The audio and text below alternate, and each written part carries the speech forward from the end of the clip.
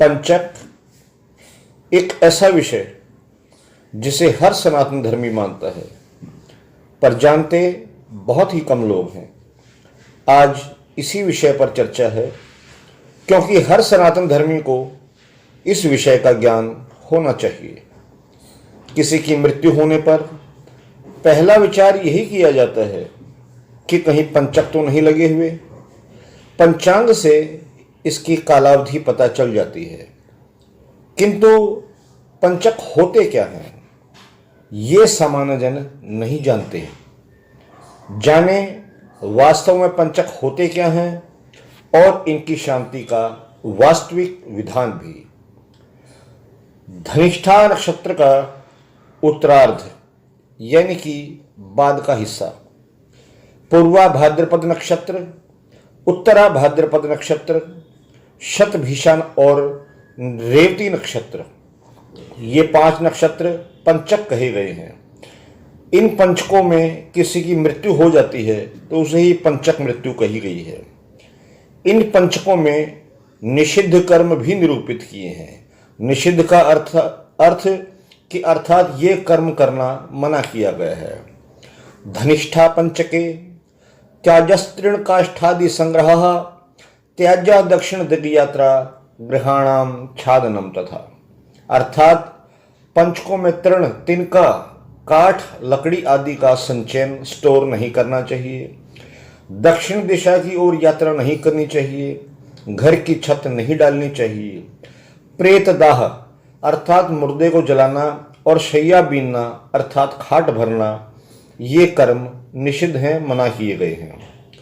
इस विषय में मुहूर्त मार्तंड और ज्योतिर्विदाभरण आदि बहुत से ज्योतिष के प्राचीन ग्रंथ मार्गदर्शन करते हैं।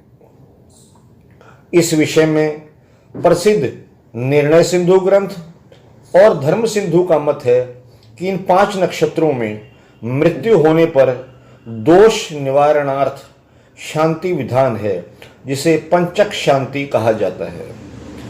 इन धर्म ग्रंथों के अनुसार जो विशेष बात कही गई है वो है पुतल दाह अर्थात पुतलों को जलाना।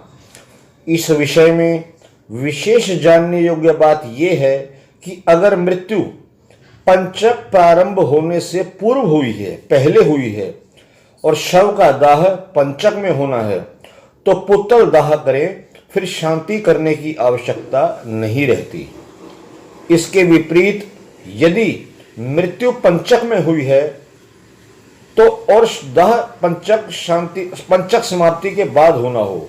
दोबारा सुने, इसके विपरीत यदि मृत्यु पंचक में हुई है और दाह यानी कि शव का दाह पंचक समाप्ति के बाद होना हो तो पंचक शांति करने का विधान है।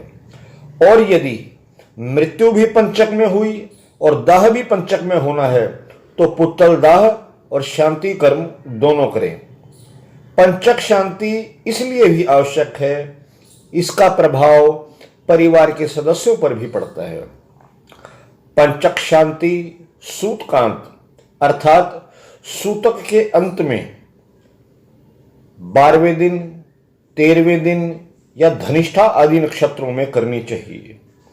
और जो पुतल दाह विधान है वह इस प्रकार है।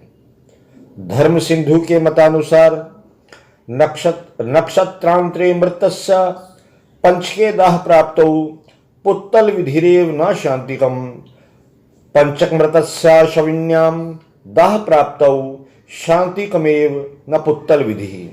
अर्थात यदि पंचकों में मृत्यु हो तो वह वंशजों को भी मार डालता है। अतः ऐसी स्थिति में अनिष्ट के निवारणार्थ कुशों की 5 प्रतिमा, कुश एक प्रकार की घास होती है, कुशों की 5 प्रतिमा यानी कि पुतले बनाकर सूत्र से, धागे से वेष्टित करें अर्थात धागा लपेटें और जौ के आटे की पीठी से उसका लेपन कर शव के साथ दाह करें। इन 5 पुतलों के वैधानिक नाम हैं प्रेतवाह, प्रेत सखा, प्रेतप, प्रेत भूमिप, प्रेत हर्ता। और पुतल दाह का विशेष संकल्प इस प्रकार है। देश काल आदि को स्मरण करें। अद्या शर्मा वर्मा गुप्तो हम, जो भी आप जाति से हैं, जो भी आपका गोत्र है। अद्या शर्मा वर्मा गुप्तो हम गोत्रस्य अमुक गोत्रायः अमुक नाम प्रीतस्य, यहां मरने वाले का नाम लिया जाता है।